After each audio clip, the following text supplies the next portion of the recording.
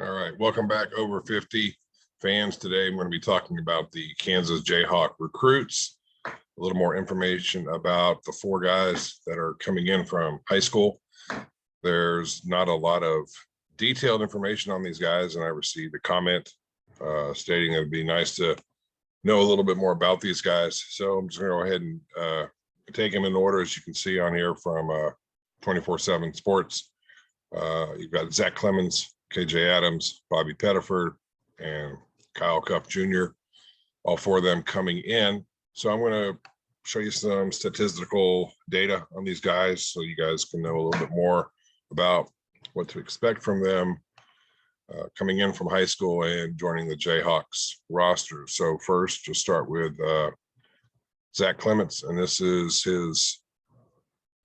These are his stats from Sunrise Christian, the Buffaloes, out of Wichita, Kansas.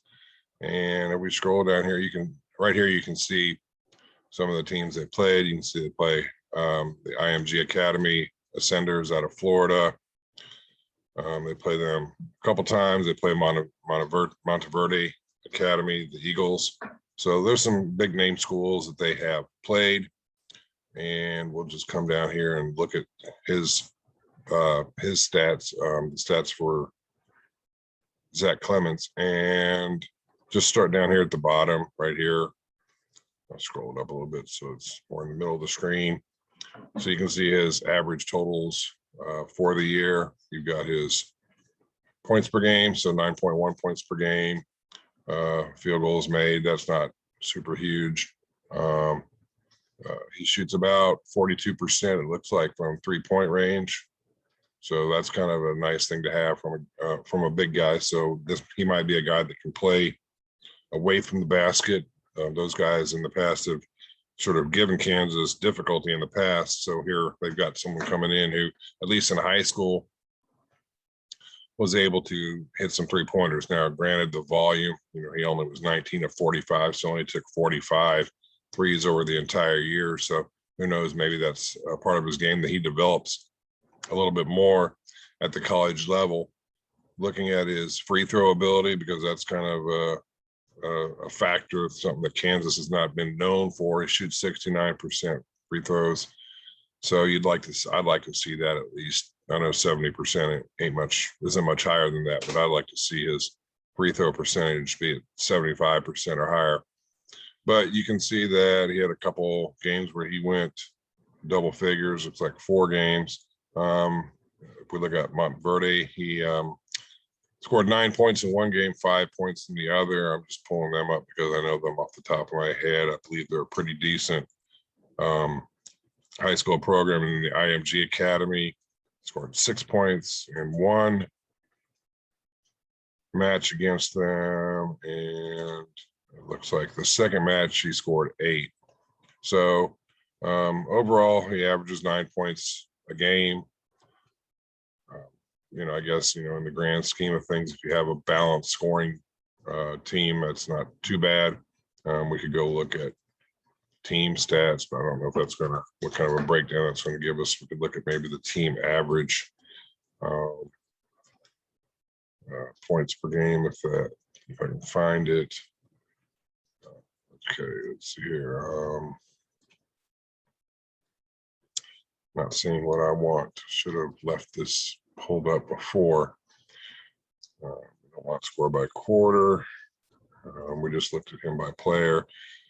I may go ahead and abandon this because it's not showing me what I want to see. Field goal percentage, points. Let's see, total points that they scored. They scored 1,303 points as a team. But let's see, let me click on that. Maybe that'll give us a breakdown per game average, and we can kind of see. That's just going to break down the team. But now this has them listed as 6'8". Some places, some websites have them listed as 6'9". Others have seen them listed as 6'10". So I guess your guess is as good as mine. I guess 6'9" might not be a bad height to go with. It's right between. It's an average of 6'8", 6'10". So we'll move on to the next player. This is we're going to be looking at KJ Adams stats. And what I couldn't do is I could not find a breakdown of all the games on one page that would show what he had, so we could look at the scores in depth. But I'm not going to go through every single game with you on this. I'm just going to go ahead and pick one or two games. I'll put this link in the comment section, so if you'd like to click on it and look at it more. But let's just look at the box score from a game against Lockhart. I have no idea what kind of I don't want to sign up. I want to look at this.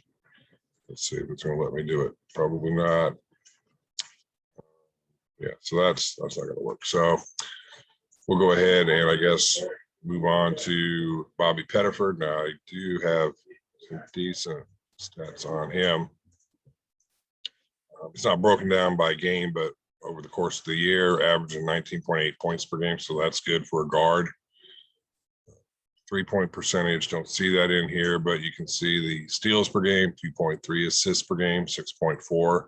So those are all good things. I'll put these links, I'll put them all in the comment section for you so you guys can peruse it and look at it more if you want. They also have some highlight videos on here, but I'm afraid if I click on one of those highlight videos, YouTube's going to do that. Give me a little strike, and then, I mean, I'm not getting monetized anyway because my channel's not that big yet. So if you wouldn't mind, put the pitch in now, please subscribe to my channel and like the video. That would help me get to that stage. Moving on to Blair Academy, and this is the school that Kyle Cuff Jr. played at. And the issue with this is it shows only 2 games, a 2-game season. And I know they played more than that, but I spent about 30 minutes looking, trying to find more information on this. And so in the 2 games that they played, it says he averaged 21 points per game. So that's good. But of course, that's only, you can see the 2 players here, but you can see the games played.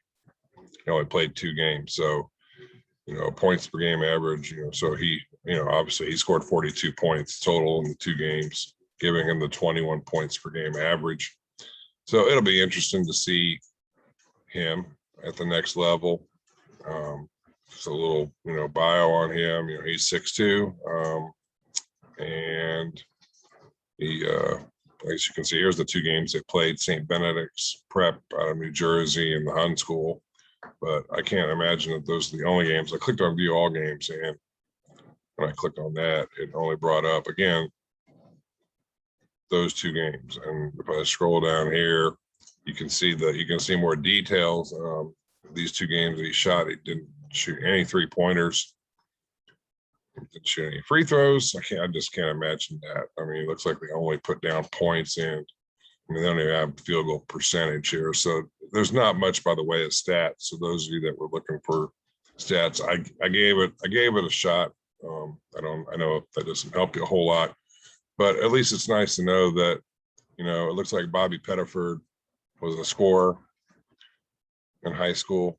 So, you can see his stats here against the national average. And I'll see if I can get this up more in the middle of the screen. I went a little bit too far. Slide that back up a tad bit.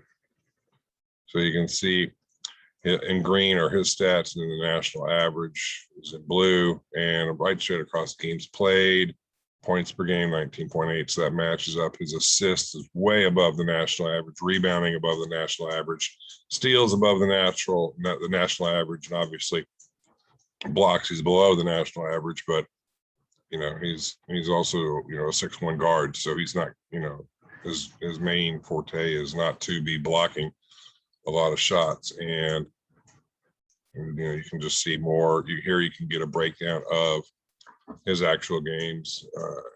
I don't see 3-point percentage, but you see field goal percentage in these games. I mean, this one game against Lewisburg, it looks like he went off. He made every shot 100%. But you see a lot of shooting percentages above 50 here, so that's good to see. Looks like against, maybe that's both those games against Lewisburg. It looks like or Louisburg, maybe that's how you say it. I'm not exactly sure, but he made every single shot he put up. So that's just a little bit of information on these guys. Maybe down here it'll shooting continued. Okay, so here we go. So let's look at 3-point percentage. So you can see, obviously, against Louisburg, he made both his threes, but 42%, one game, 60%, one game below 35. That's what I'm looking for. 10% against Davidson. That's not good.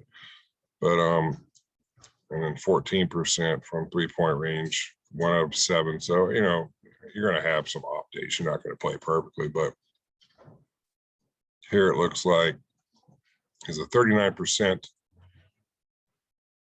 shooter from 3-point range, and let's find his field goal percentage. He hit 66% of his shots. So for Bobby Pettiford, that's what he did this past year. So I'm excited about Bobby Pettiford. I think he'll be a good addition for the Jayhawks, and I'm interested to see how Zach Clements is going to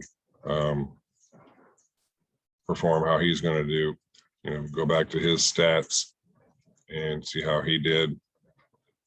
And like I said, I'll put these all in as the player stats. And I need to go back one more. There we go. This should be, hopefully this is it.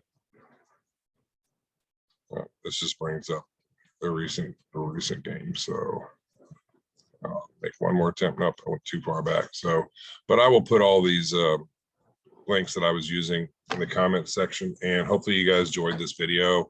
I tried to bring you as much information as I could on these guys that are coming in from high school.